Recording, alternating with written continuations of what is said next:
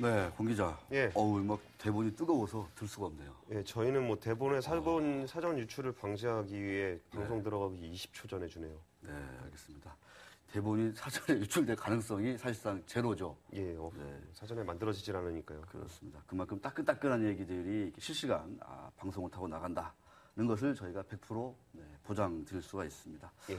뜨거워서 이게 넘기기도 힘든데, 예. 자, 살짝 한번 넘겨보도록 하겠습니다. 자, 권 기자, 오늘, 준비한 얘기가, 경기가 어려워질수록, 죄악주들이 뜬다, 이런 얘기인데, 예. 일단 죄악주, 뭐 아시는 분들 있을 것 같고, 구체적으로 어떤 주식들, 어떤 업종, 산업을 얘기하는 건지 한번 좀, 먼저 한번 짚어주시죠. 예, 일반적으로 죄악의 주식이라고 한다면은 좀 사회적으로 좀 악한 주식들이라는, 그러니까 악한 주식이라기보다는 악한 업종이라고 좀 할 수 있겠는데요. 예를 들어서 술 회사들의 실적이 오르면은 알코올 중독률이 높아지기 때문에 국가적으로 그닥 도움이 되진 않습니다. 그리고 도박 관련한 종목들, 카지노주가 있을 거고요. KTNG와 같은 좀 이렇게 담배, 몸에 안 좋은 거. 그리고 뭐 이제 외국 같은 경우에는 이제 무기 산업 같은 경우에도 무기. 그 회사가 발전할수록 사회의 발전성은 좀 떨어지는 그런 종목들을 이제 죄악의 주식이라고 해가지고 그 회사가 돈을 버는 거를 좀 사람들이 조금 이렇게 좋지 않게 생각하는 그런 종목들이 대부분입니다. 네. 우리 권순우 기자는 제가 알기로 참 그 삶 자체가 이슬 같아서. 예. 그 술, 담배, 마약, 도박, 무기는 좀 우리나라는 금지되어 있으니까 원래. 예. 네. 술, 담배, 마약, 도박 이런 거하고 전혀 담을 쌓고 살고 있는 것 같은데. 예, 어떻게 이런 관심 있으시네요. 네. 좀 이슬같이 살다가 네. 요즘에 처음처럼 한번 살아볼까 싶어가지고 모델 분들도 많이 바뀌고 해서 그래가지고 이제 처음처럼 살아볼까 좀 생각을 하고 있고요.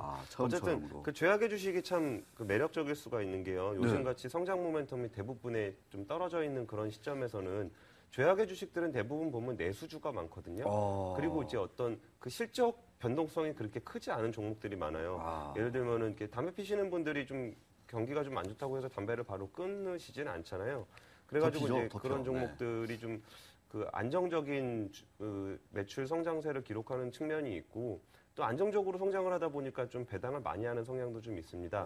그리고 또 기본적으로 그런 회사들은 돈을 많이 버는 것에 대해서 좀 사회적 반감이 좀 있기 때문에 그 수익에 대해서 배당률이 좀 높은 경향을 보이고 있습니다. 먼저 죄악의 주식은 2002년에 유래에 대해서 좀 한번 좀 설명해 주세요. 유래.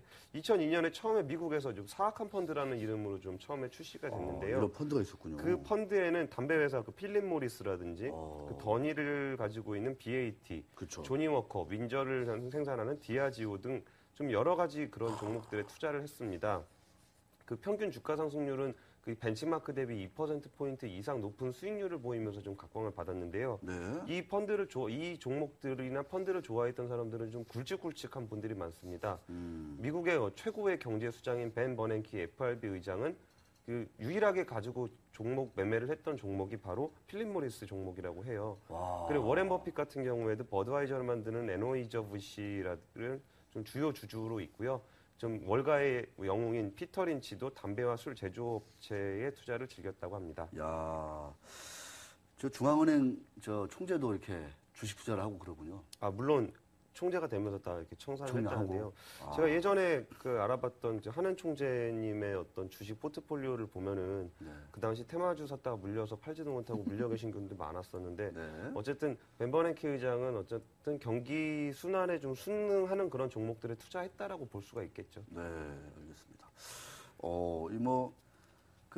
한마디로 얘기해서 좀 필요악이다. 뭐 이렇게 담배 없이는 못 사는 분들이 많잖아요. 그렇죠. 술 없이는 못 사는 분들이 참 많은 거고. 하지만 사회적으로 보면 상당히 바람직한 그런 그 상품, 재화는 아닌 것 같고. 자, 국내 기업들이 어떤 기업들이 있는지 뭐 대충 이제 아시는 분들 많으실 텐데 그래도 한번 좀 펼쳐봐 주셨으면 좋겠습니다. 뭐 대표적인 종목들에서 이제 좀 이렇게 너무 중소형주를 제외하고는 뭐 여러분들 다 아시는 이제 강원랜드에서 이제 카지노하고 있는 강원랜드가 있고요. 그리고 이제 담배 회사인 KTNG, 그리고 하이트진로가 있고요. 하이트진로에서 최근에 소맥컵이 나왔더라고요. 소주하고 맥주 회사가 합병을 하다 보니까 이제 컵을 팔더라고요. 컵에다가 이제 줄을 지어서 이 정도까지를 넣어서 먹는 게 맛있다. 그런 소품이 좀 아쉽네요, 좀. 소품 지금 아쉽네요. 네, 아쉽네요, 소품이. 네. 그리고 이제 외국인 카지노인 파라다이스와 GKL이 있고요. 그 두산도 술을 팔고 있고 오리온이 의외로 꼽히고 있는데 오리온이 그 복권 사업에 약간 관여를 하고 있다고 하네요. 아, 골에서. 예. 그 로터리 사업 이런 거 하니까. 두산 주류 사업 다 팔지 않았나요? 네, 하여튼. 자, KTNG 담배 회사. 담배 회사. 이런 회사들 좀 그 세금 이런 거 막 되게 민감하고 막 그러지 않나요? 어떻습니까? 그러니까 KTNG에 최근에 두 가지 이슈가 있는데요. 네. 첫 번째는 이제 담배 세금 인상 관련한 부분입니다. 네, 주가가 빠지고 있어요. 예, 그 KTNG가 2004년 말 이후에 담배에 대한 세금을 인상을 한 적이 없어요. 근데 만약에 이번에 담배에 세금을 인상을 하게 되면은 오히려 담배 매출이 줄어들지 않겠냐라고 우려하시는 분들이 많겠지만 사실 담배값 조금 세금 올라간다고 해가지고 담배를 끊으시는 분들이 많지는 않습니다. 그래가지고 근데 오히려 담배 세금 인상을 핑계로 좀 KTNG 측에서 담배값을 인상할 수 있기 때문에 오히려 매출 확대에 기대를 좀 갖는 측면이 있고요. 그리고 정권 말에 좀 이렇게 정부가 크게 힘이 없을 때는 그런 세금 인상이 좀 힘들어요. 근데 새 정부 들어가지고 좀 정부가 힘을 갖게 되는 그런 시점이 되면은 이게 어떤 국민들의 어떤 건강을 위해서 좀 담배에 대한 세금을 올린다라는 그런 좀 강한 모멘텀을 받을 수 있기 때문에 그런 부분에 대해서 KTNG에 대한 기대감이 약간 올라가고 있고요. 네. 두 번째는 이제 담배 말고도 KTNG가 이제 그 담배 인삼공사였었잖아요. 맞아요. 그래서 홍삼을 많이 팔고 있는데 올해 홍삼의 이익이 경기가 안 좋아지면 제일 안 먹는 것 중에 하나가 이제 불필요한 걸 잘 안 먹게 되는데 예를 들어서 아프면 약은 먹지만 안 아플 때 보약을 많이 먹잖아요. 경기가 그렇죠. 좋을 때는. 근데 홍삼 같은 건강 보조식품 같은 경우에 경기가 안 좋으면 잘 안 먹습니다. 그래가지고 올해 매출은 전년보다 한 20% 가까이 좀 감소할 것으로 예상이 되고 있어요. 홍삼 잘 안 먹는군요, 요새. 예. 네. 그래가지고 좀 내년에는 지금보다는 훨씬 나은 실적을 보이지 않겠냐라는 기대감이 있고요. 그리고 좀 중국 쪽에서 좀 홍삼 생산이 좀 새로 내년부터 시작이 되기 때문에 거기에 대한 기대감이 있습니다. 그리고 KTNG 같은 경우에는 돈을 많이 벌면 안 되기 때문에 좀 사회공헌 활동도 많이 하고 그렇죠. 또 배당률이 좀 높은 편이에요. KTNG의 최대 주주가 의외로 중소기업입니다. 중소기업은행, 그렇죠. 네, 기업은행이고요. 그래서 배당 수익률은 올해도 작년과 비슷한 수준이 4% 정도 예상이 되고 있어요. 근데 4%가 이제 말이 4%지. 그러니까요. 지금의 4%면 두 달에 4%거든요. 그러면은 6개월, 6 곱하기 연으로 환산을 하면은 꽤 24. 높은 수익률을 올릴 수 있을 것으로 기대됩니다. 20%의 배당 수익률 연간으로 환산하면 네, 그런 얘기입니다. 최근에 저는 그 담배 관련해서 기억나는 게 하나가 왜 그 금연 장소가 넓어지고 있잖아요. 그게 이제 그걸 두고 이제 인터넷상에서 막 갑론을박이 치열하던데 어떤 분이 내가 평소에 애국을 잘 안 하는데 담배 피워서 애국하겠다. 세금이나 몽땅 내겠다 이러면서 그런 그 흡연자들을 옹호하는 그런 얘기도 들어봤습니다. 근데 보니까 강원랜드 탐방을 직접 다녀오셨다고요? 예, 뭐 탐방을 잠깐 다녀왔습니다. 와, 애널리스트와 함께 가셨겠죠, 당연히. 아니요, 뭐 애널리스트들 이상의 실력을 가졌다고 자부를 하고 싶어서 강원랜드를 여자친구와 다녀왔습니다. 탐방을. 탐방을 했군요. 네.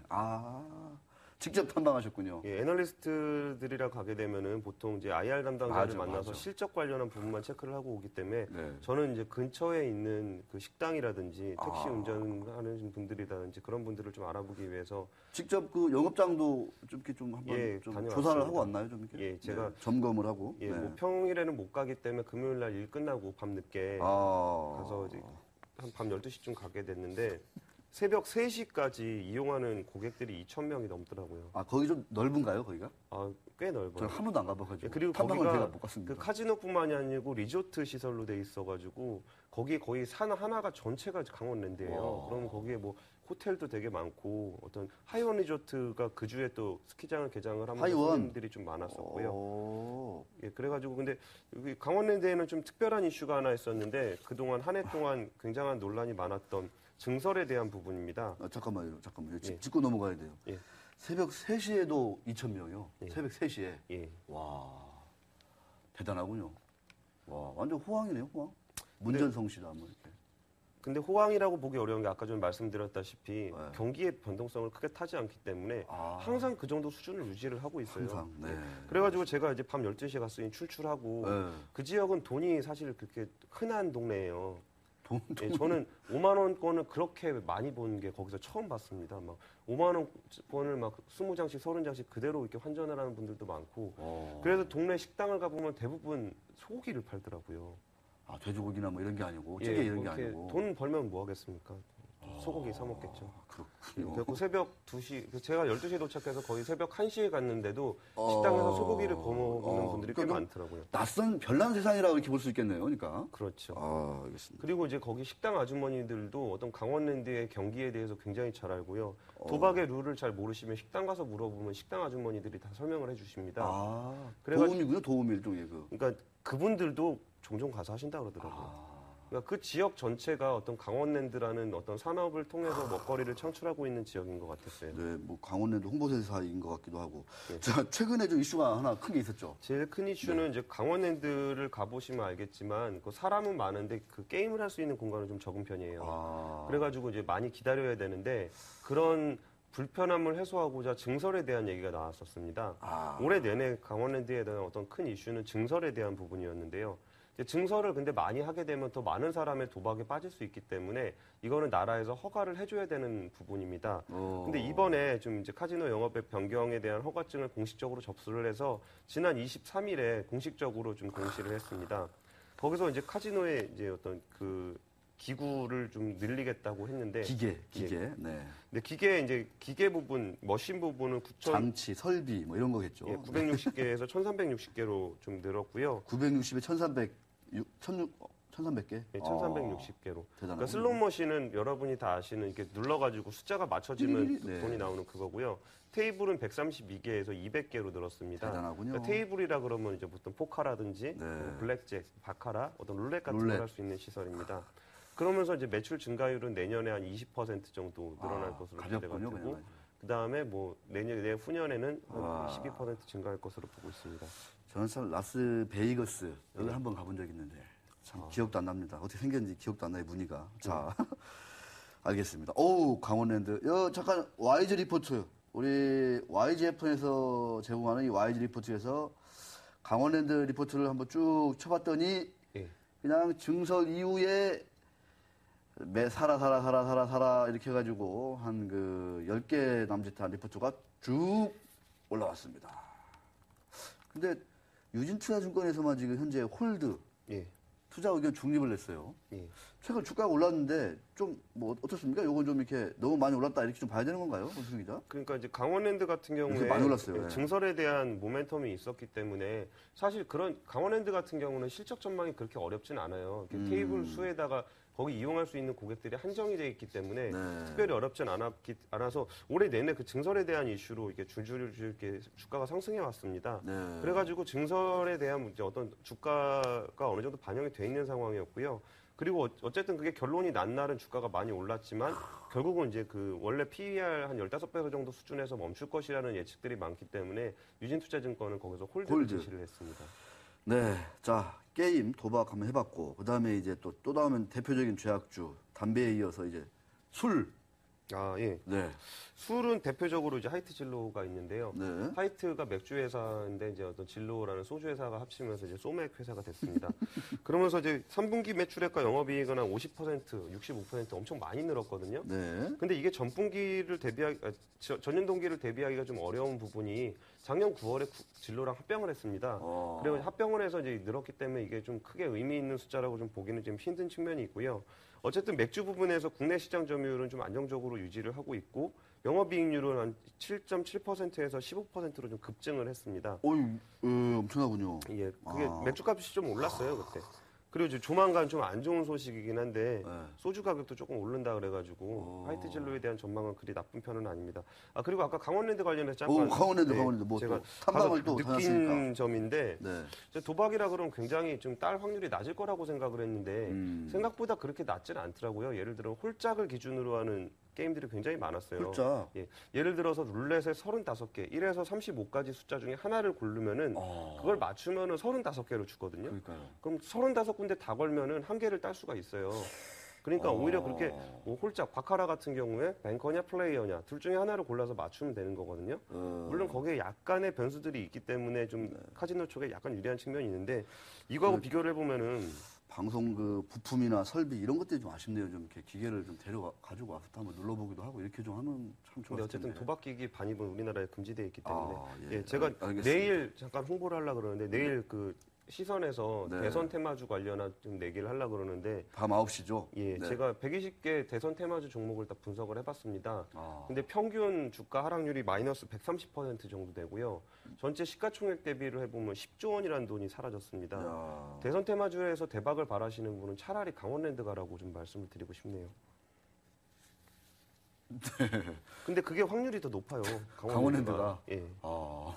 차라리 돈 딸 확률이 그게 더 높습니다. 이게 사실은 저기 정확한 얘기입니다. 그러니까 확률 게임으로 보면은 이 대선 투기주가 훨씬 더 지금 지나고 보니까 그런 건데 원래부터 말씀드렸죠. 네, 돈 벌 확률은 훨씬 더 낮더라. 이렇게 우리 권순 기자의 심플하면서도 그 갔다 오니까 좀 숙박 시설이 좀 뭐 이렇게 부족하거나 뭐 그러진 않던가요? 뭐 최근에 뭔가 사업장을 확대한다든가 뭐 이런 이슈가 얼핏 나왔던 것 같기도 한데. 호텔 새로 최근에 하나 최근은 아니고 네, 좀 그 전에 강원랜드 호텔이 좀 후져요. 네. 근데 그 옆에 그 별 5개짜리 호텔을 새로 지어가지고 제가 그 방에 묵었는데 네. 근데 호텔 시설이 그렇게 장사가 잘 되는 것 같진 않아요. 근데 어쨌든 이번에 그 타이원 스키장이 겨울에 이제 좀 사람들을 많이 모을 것 같고요. 네. 그리고 이제 1,600억 원을 들여서 워터파크를 좀 짓고 있다 그래요. 그럼 여름에도 좀 호황이 될 거기 때문에 지금의 어떤 실적 수준보다는 한 단계 좀 높아지지 않을까 좀 그런 기대가. 워터파크가. 예. 그러면 이제 겨울엔 스키, 여름에는 이제 워터파크에서. 예, 근데 여담인데 예전에 강원랜드에 아는 분을 만났을 때 강원랜드가 돈을 많이 벌면은 좀 사회적으로 지탄을 받기 때문에 큰 돈을 들여서 스키장을 만들었다. 그랬는데 스키를 타러 와서 또 도박을 하더라. 그래가지고 또 혹시나 수영을 하러 가서 도박을 하시게 되면은 강원랜드는 또 돈을 많이 벌게 되는 그런 선순환 구조인가요? 사회적 악순환 구조인가요? 뭐 그런 구조가 될 수도 있을 것 같습니다. 저도 강원랜드 탐방 한번 가고 싶은데 가려면 어떻게 해야 되죠? 강원랜드 탐방 가려면? 저는 제 돈 주고 갔다 왔습니다. 예, 알겠습니다. 자, 뭐 뻔한 얘기를 이렇게 서로 묻고 답하고 그러고 있죠. 참 웃기네요, 그죠? 네. 오늘 외국인은 KTNG를 엄청 팔고 강원랜드를 엄청 사고 있습니다. 참고로 10만 원 게임비에서 7만 원 딴 70% 수익을 기록하고 왔습니다. 대선 테마주보다 낮습니다. 진짜로요? 70% 수익률? 예. 하룻밤에? 예. 새벽 3시에? 아마 그 사람들이 2,000명이 있는데 권순우 기자 빼고는 다 좀 졸리지 않았을까 이런 생각이 들기도 하고. 예. 자, 알겠습니다. 강원랜드 탐방 아주 생생하게 잘 들었습니다. 저도 탐방 갔다 오면 다시 한번 업데이트 해드릴 것을 약속드리면서 종목 탐험으로 함께 넘어갑니다.